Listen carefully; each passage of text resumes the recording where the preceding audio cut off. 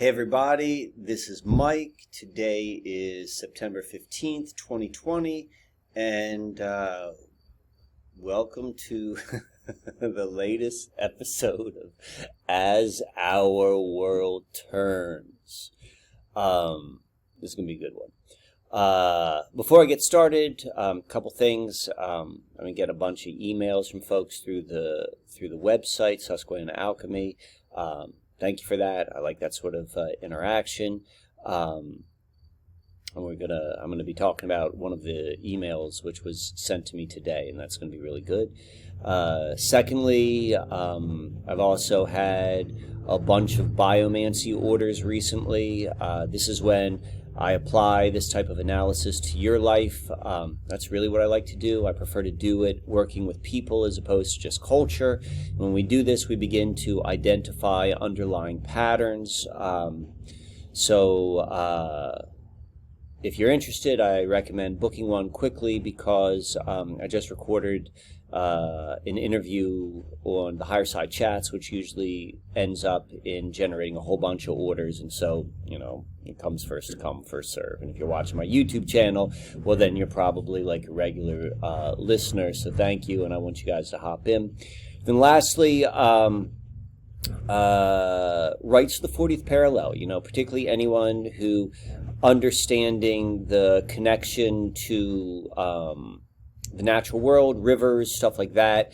I would recommend ordering a copy of that, particularly if you are in the mid-Atlantic of the United States. This is all about the sweet spot of the Susquehanna River. If you've seen any of the Susquehanna mystery work, this is where to go. But even if you're not going to go to it, what this does is it provides a really interesting energetic connection to the oldest river on the planet. And whether you're aware of it or not, you have one, because this is where globalism began, this is where computer technology began, and then this is also where electrical distribution began. So anyone on this planet who's utilizing any of those three, which, if you're watching this, you are connected in a unconscious inversion way to this river. And so what the rights to the 40th parallel, you can also get on the Susquehanna Alchemy website, it gives you another way to connect. So, all right. So with that being said, three things which we're going to do today. This whole Steiner thing, beginning with the cleaning out of that house, Dr. Williams's house, to last week's episode where I talked about the almost burnt kittens. It's just getting weirder, and so we're going to talk about that. And then I'm going to go in a little bit more deeply into this winter's summer solstice and what the underlying storyline there. Then lastly, I'm going to go and show some of the really cool art which I'm working on right now. There seem to be some people like seeing the pendulum stuff and seeing the leather bag, so I got something else to show you. So that being said, let's jump into this. All right. So this begins with an email which I received on September 11th, 1, 2, 3, 4, and this one was like, wow. I had to read it a few times before I figured it out, but this is deep. So first this is in context to last week's episode where I talked about the Labor Day festival with the Steiner group, and the bonfire, and then saving of the kitten. So now we're going to get a little bit deeper context. I don't know what any of it means, but it's friggin' weird. So let's go through this. So the title of this email is Bast, Hoorah, Last Hoorah. All right, let's hold on for a sec. All right, where was I? I had to stop for a moment because we had a visitor come by. All right, the Bast, Hoorah, a deified festival. And then what we have here is a link to the event which I went to. It was a public event. It was advertised on the Coeur de Michael website. So this is where the individual who sent this email, like where they got their information. So I'm going to read through it, and then we're going to analyze it, because this is nuts. Edward Hand, whose namesake school was located at 40 degrees north and who died on the first weekend of September, ran the 1st Pennsylvania Regiment. The 1st PA Regiment flag flies proudly over the grounds of your weekend foray, displaying a tiger battling a hunter, which I'm sure is a coincidence and in no way suggests Qurban Allah of the feline variety. So Qurban Allah, I guess I'm pronouncing it correct. I had to go check this up. This is a burnt offering. So he's like, this is making reference to the burnt cat. To such a thing, the burnt offering, or the coincidence between all of this and the kitten experience, which I was describing, to suggest such a thing would make the Coeur de Michael's weekend article on Egyptian myths and mysteries rather uncomfortable, it being the last day of the procession of bast and all. What? All right, I'm gonna break this down. This guy goes deep. All right. So the key things, the points which I want to bring up from the story, which I brought up last week, was like that it was a Steiner group, like Rudolf Steiner. I'm not a follower of Rudolf Steiner, but I'm aware, and it's very much involved with like invisible world sort of stuff, which I am undoubtedly involved with. And the reason I went there was because of the connection to this house clearing, which I did like a month earlier. When I say clearing, I mean like I literally cleared out the basement. And so the guy who did it, it turned out he was the founder of the Susquehanna Waldorf School, where my children go. Waldorf School is Steiner. And then this organization, the Coeur de Michael, is the current version of what was created in this house 60 years ago. And then there was a bonfire, and then during the middle of the bonfire, we found that there were these kittens in the middle of it. They started screaming, and someone came and I mean, the heat was incredible, and this guy goes and he pulls them out, and this happened Labor Day weekend. So, all right, so let's go into here a little bit deeper. We're going to look at this PDF. This is it right here. All of this, you could follow that link. Let me make this a little bit smaller right here. And you can see it is called The Last Hurrah of Summer, Tyranny Deified. And that's what this is a play on. Bast, hoorah, The Last Hurrah, a deified festival. That's where that's coming from. This was Labor Day, September 6th, Stonehaven Farms, Hershey, PA, Coeur de Michael and Friends. This is what it was all about, the Tyranny Deified Festival. And we can see right here, this was further down on that PDF. This is what it was going to be about, this tyranny-defied Labor Day Festival. We will begin with the study of the Egyptian myths and mysteries, revealing the wisdom of ancient Egypt and its relevance today. We did that a little bit, I guess, in the meeting. I don't really remember that, but that's not the point here. So let's get going a little bit further. So this is what, in the beginning of this email, it's talked about Edward Hand and the 1st Pennsylvania Regiment. And the 1st PA Regiment flag flies proudly over the grounds. And so this is what they're making reference to. This is from that same PDF, the Coeur de Michael Corona PDF. And here's the flag. And this flag corresponds to, this is all from that PDF. Where do we see it?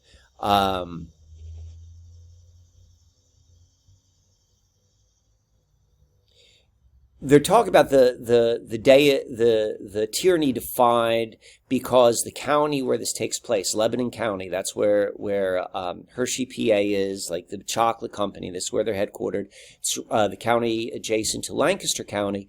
They had sued the governor of Pennsylvania because he had held funds from them because they were not listening to his recommended shutdown, and so they defied him and they won their court battle. So the guy who's behind the Coeur de Michael was saying, like, hey, this revolutionary spirit going against tyranny, this is very much what all of this stuff is about. and he's talking about, oh, here it is, the red and green flag of the 1st Pennsylvania Regiment. And so this is the flag here, and they have a picture of it in that.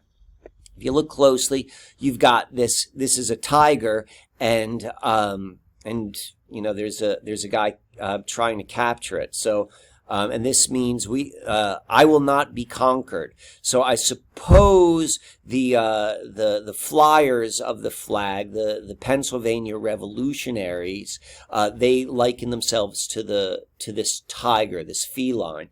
And so there's a play upon the idea that, you know, obviously there were kittens that were being burned, and the author of this email also made reference to Edward Hand, who was the leader of the Pennsylvania Regiment. And I'm not going to get into it because it goes too far down the rabbit hole. But the guy who wrote this would have no idea. But this really hits personally because right before, on September 11th, I was at this guy's mansion. It's at a park, like here in Lancaster. So weird stuff. But anyway, so we're talking about the cats, but let's go back to the Egyptian stuff, because that's where it gets weird. So it says bast hoorah. It's a play on last hoorah. So what is that about?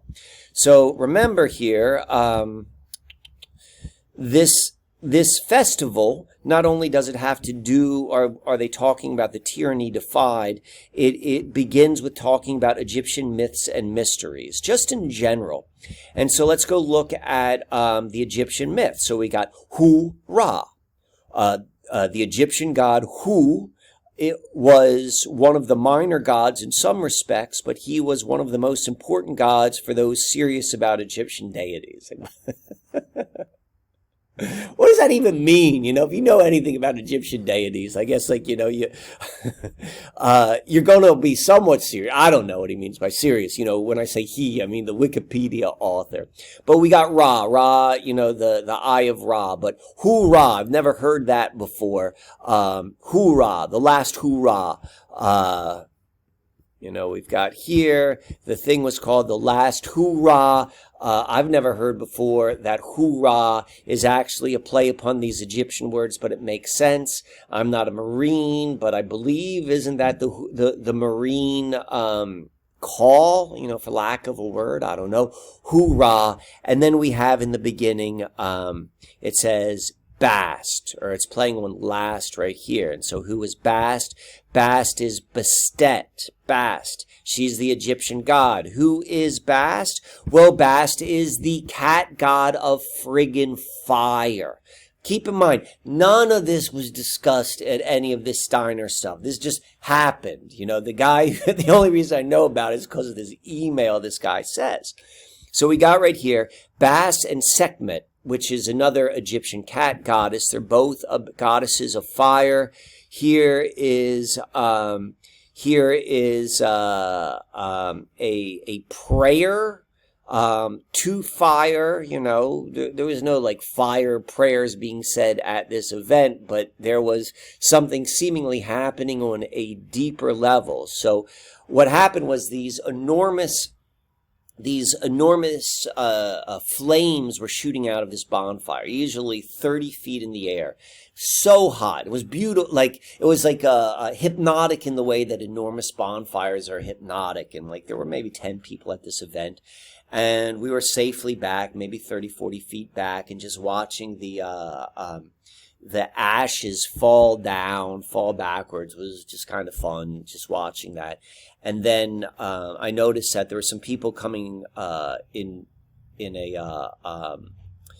a state of concern close to the fire, and I got up and walked over. And once I walked over, I saw you could hear these cats meowing. It was horrible. It was just absolutely horrible to hear. I tried to go and save them, but the heat was so friggin' intense, I couldn't get any closer than like 10 feet, you know. Some guy was able to do it. Like, you know, I think I have a pretty high tolerance to physical discomfort. And this guy, like, went way beyond what I could handle, and he saved these kittens, and it was like really interesting. And I knew it was a significant event. I just didn't know what was going on, but it's only going to get weirder, right? So, okay. So we've got Bast, and we've got like the fire goddess. It's all about Egyptian. We've got this going on right here. And as they say in this, as the guy said in this email, he's like, this to suggest such a thing, that there was going to be a burnt offering of the feline variety would make it rather uncomfortable being the last day of the procession of Bast. What the hell is the procession of Bast? So here we go. This is the procession of Bast. These are the festivals, the ancient festivals of Bast. See here we got Bast right here with her kittens. Here's Bast or Bastet, commonly depicted with kittens. And when do we have the Festival of Bast? It traditionally falls on August 27th. Now keep in mind that this event, which I went to, was the 6th of September, so about 10 days later. The author of the email suggests that it was the last day of the procession of Bast, it being a 7-day festival, or that's being implied. I don't know if that's accurate or not, but I definitely know that it was in the same time frame.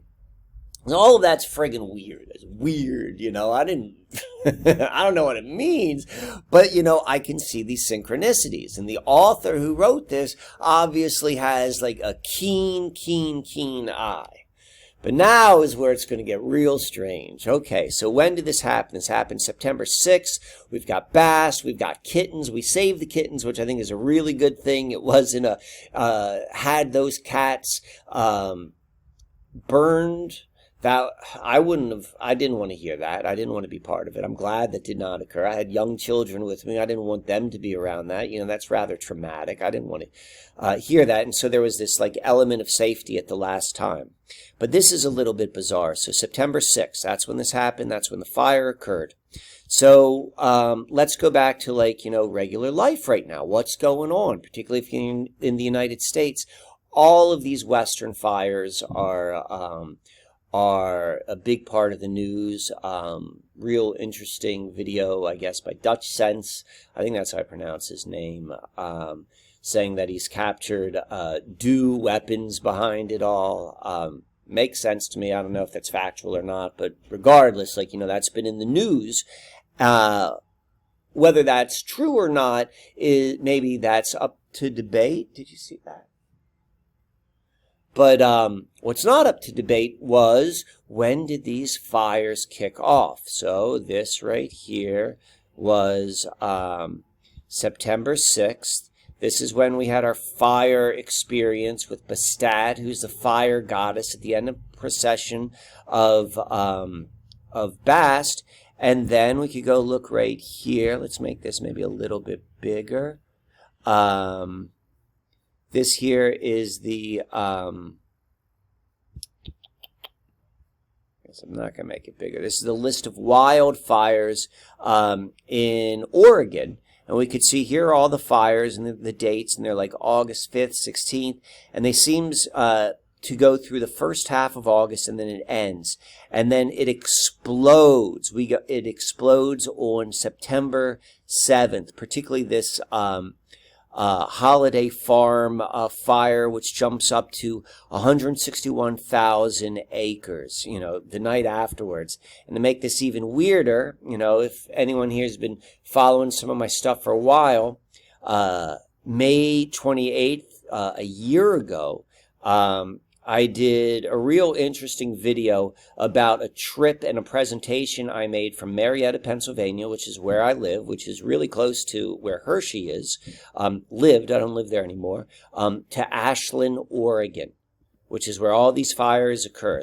And I talk about this connection and all of these strange things. So the fact that we've got this fire connection and all of this sort of stuff, and that's what this is. I'm talking about the connection between Marietta, or this part of the world, and that part of the world, the central Pennsylvania, this Susquehanna Valley, 40th parallel, and the connection to that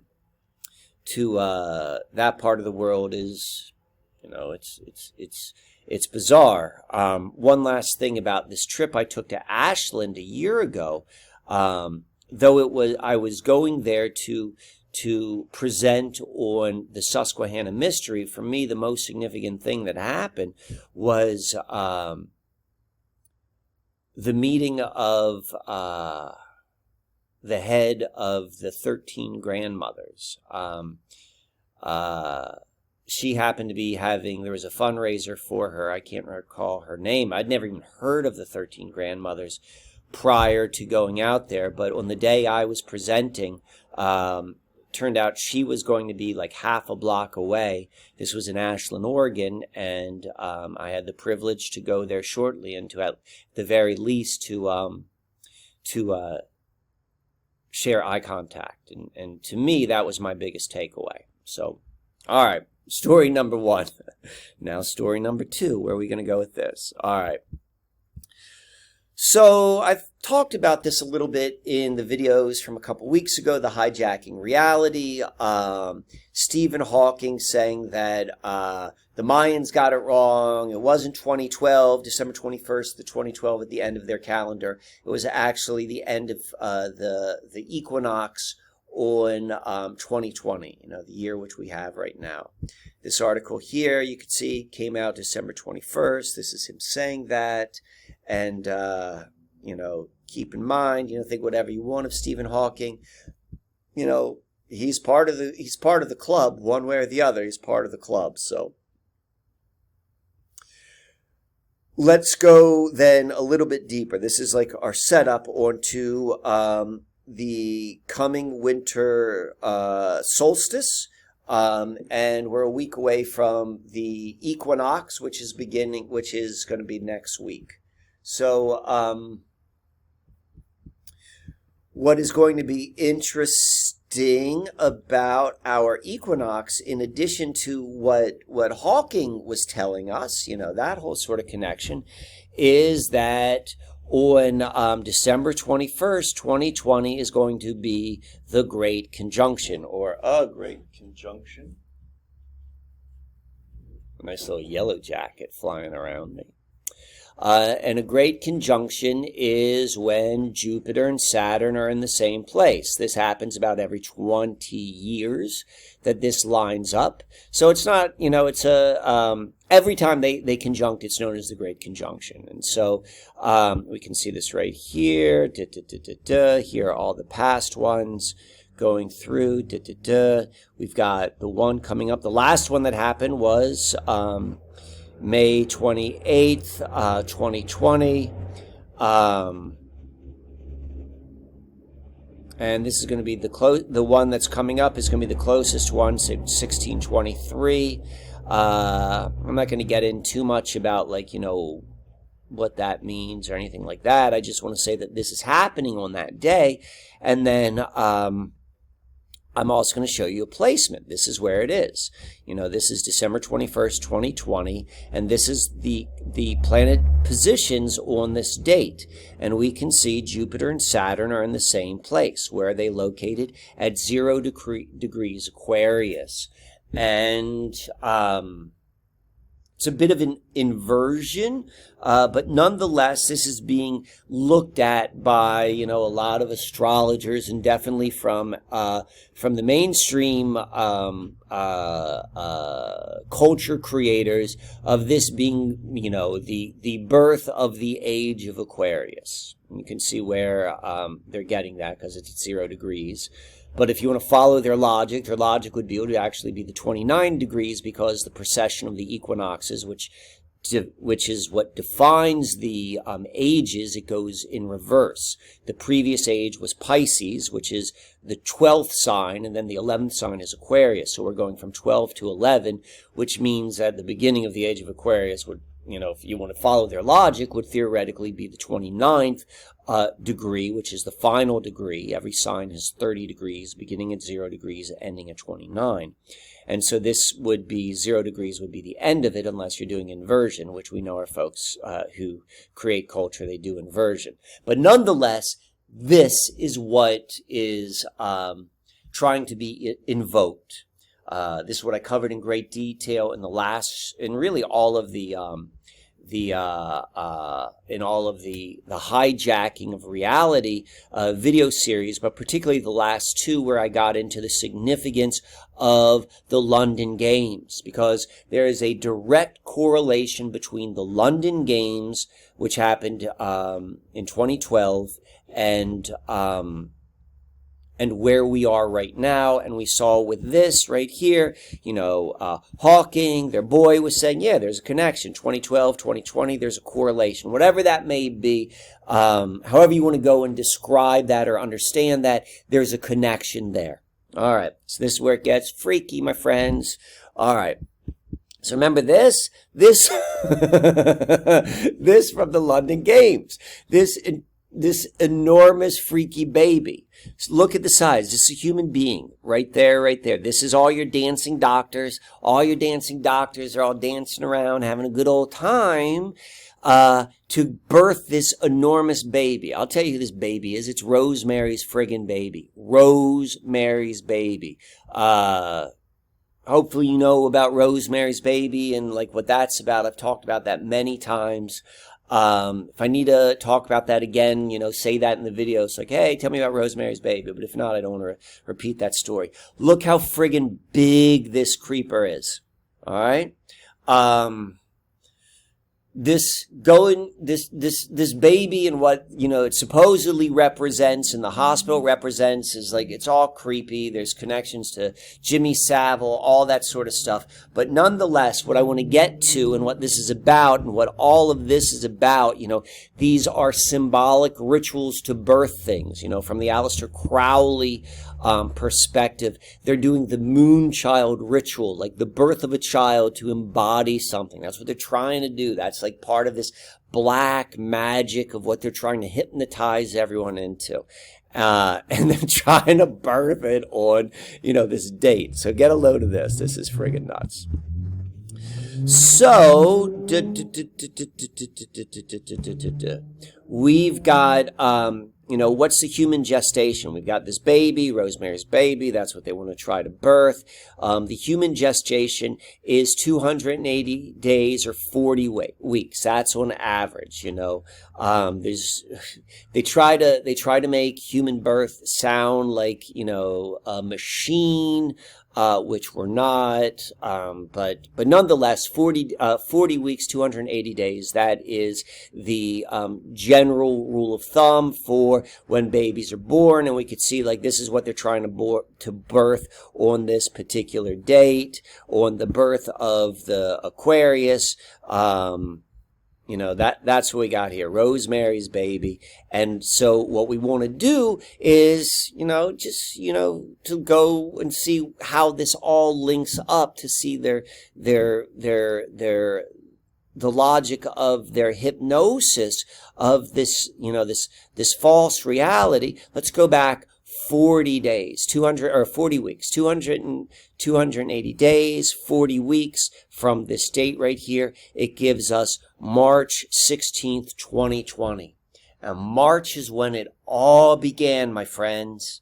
March is when it all began. So let's go back and look at this a little bit more. So this week, the week of March 1st, this is the world, Doctor Who, go back to the hijacking reality. This is when they declare it a pandemic. 2 days later, on Friday the 13th, Trump declares it a national emergency. This 3 days before this. Right in between is March 15th, which is known as the Ides of March. We in modern times probably wouldn't know about them or know that we're supposed to be aware of them, the Ides of March. Why do we know about it? For William Shakespeare. They told us in Shakespeare's time, if you are familiar with the Susquehanna mystery, go back and, if you're not, go back and look at the video, The Secret on the Susquehanna. You'll understand the significance of everything as it relates to Francis Bacon. And who's Francis Bacon? The true author of the Shakespearean work. So if it wasn't for Shakespeare, if it wasn't for Bacon, if it wasn't for like when all of this was put into play 400 years ago, this moment in time, we're in the final stages of this 400-year planned hypnosis. You know, that's what's going on. Rest assured, my friends, this points to something of a greater significance of what's going on, what's trying to be hijacked. And the greater significance for if you're watching this, if you're understanding this, you recognize that there would not be this much effort if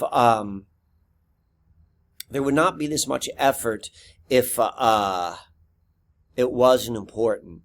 And when you see behind, and that's the point of this, is to see behind what all of the behind the curtain, it loses its effect. It loses its effect. So I'm going to talk more about that in future videos. I'm going to get out of the hijacking reality series. I'm going to start something new, which I'm calling the understanding the terrain. So that's going to be coming up.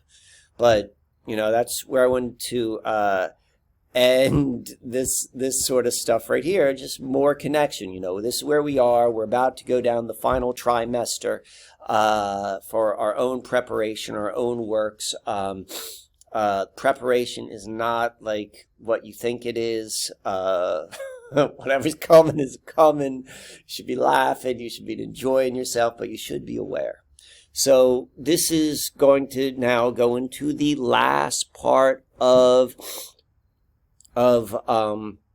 this video. And so what are we going to do here? I'm going to show you what I've been working on. So this here is a video I made, a piece of art I'm working on. I'm going to show it to you here. Speed up the film. These are right. All right, let's start this again. This here is a video I made the last couple of days of what I've been working on here. And these are Susquehanna River stones. And what's glued on top of it. Hold on for 1 second. All right, I'm back. That's just someone stopping by. Got to check some IDs. And those were, every time I pause it, it goes to the beginning. But oh, no, it's not. So, oh, that's cool. I can stop this midway. So this here's your Susquehanna River stone. I collected this on a trip I went to recently. So this is, I like them really, really thin and really, really strong. What we have on top is something which I got from a gem shop, and it's a fossilized sand dollar, and I'm connecting them, and you'll see what we're making here. No, I first put on sand. Now I'm painting it. Now I'm adding on, you see these lines here. On a sand dollar, there's a natural 5-pointed star. And I'll get into that in a moment, why that's significant. And then I'm playing upon those lines. That's what we have here. This is all done by sand which I've collected from my travels, this mid-Atlantic sand. And we could see we flip this around to the back. We've got another circle right here.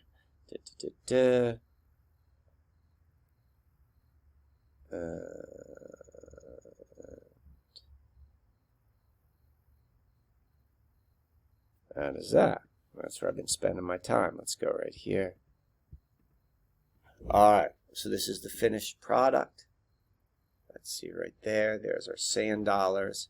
You can probably see with you know, the markings. We're 5-finger beings. We exist physically on the ratio of 5. We've got 5 digits on our hands. We've got 5 things coming out of our torso: 2 legs, 2 arms, 2 heads. 5, the 5-pointed star naturally deals with the golden ratio, 5, phi. That's why it sounds alike. This is the natural growth of our 3-dimensional world. That's why that's important. So we got this right here. This is sand. I connected this onto the stone, really, really strong, from the Susquehanna, the oldest river, symbol of flowing water. Flowing water is how we connect to the true algorithm, which we understand through synchronicity. This is our navigation point during this time. Everything which you knew beforehand, throw it away. That's all part of the old system. They're trying to use that to make you get sucked into, like, oh, I gotta go, and, I can't be cut out. Yes, you can. You don't want to be where they're taking you. But you're going to need a new system, and that's the system of synchronicity. And, I'm going to get into more of this in the future videos about understanding the terrain. But tools are going to help us during this time. They're going to help us emotionally. They're going to help us, like, in a practical way in terms of where to navigate. And that's what this here is. And you can understand the significance of a tool by what it is inherently part of. So we've got all of these water elements, Otis River, fossilized stone. Then on the flip side, we've got this right here. You see that circle right there? It's completely on the flip side of that. You could see, and what's cool, that's the weight. You hold it there. And what is this for? A lot of you seem to show interest in the pendulums.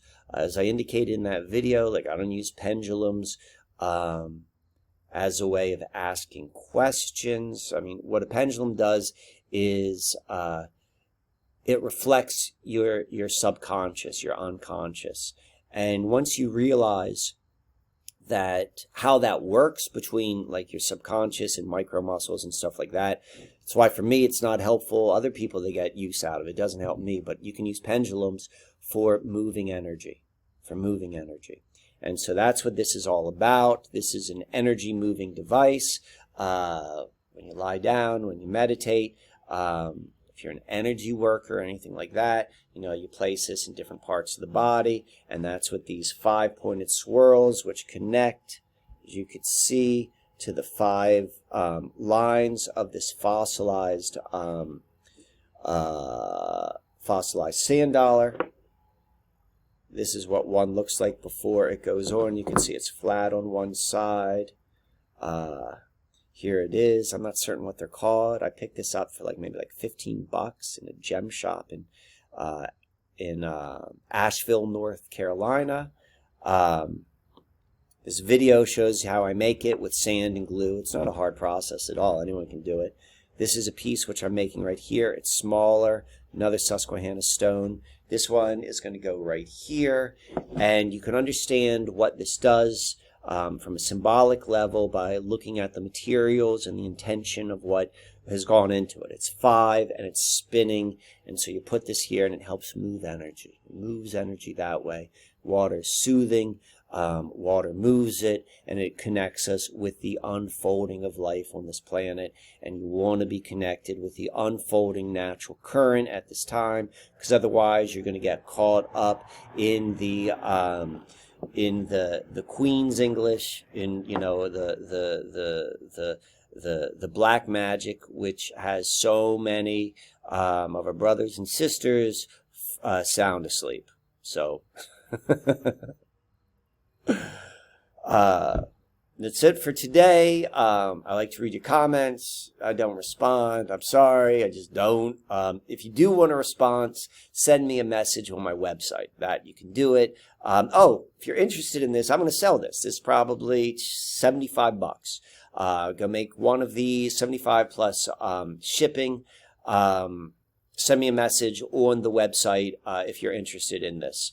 So this is Mike. Thanks for listening. I hope you have a great day, and it's beautiful out there.